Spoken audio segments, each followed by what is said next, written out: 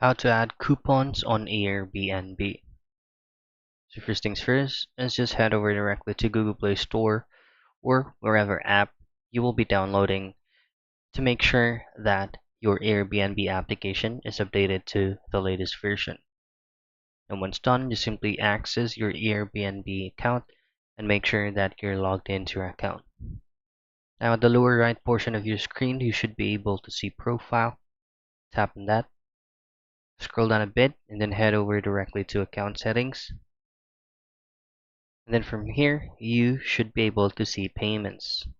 Simply tap on payments. And then on traveling portion or field, you should see payment methods, your payments, credits, and coupons. Simply tap on credits and coupons. And then this is where you can add a gift credit or a coupons. If you do have a copy of coupons on your end, then this is where you will be adding it. Just simply hit on add coupon and then just enter your unique code. And that is how you add coupons on Airbnb.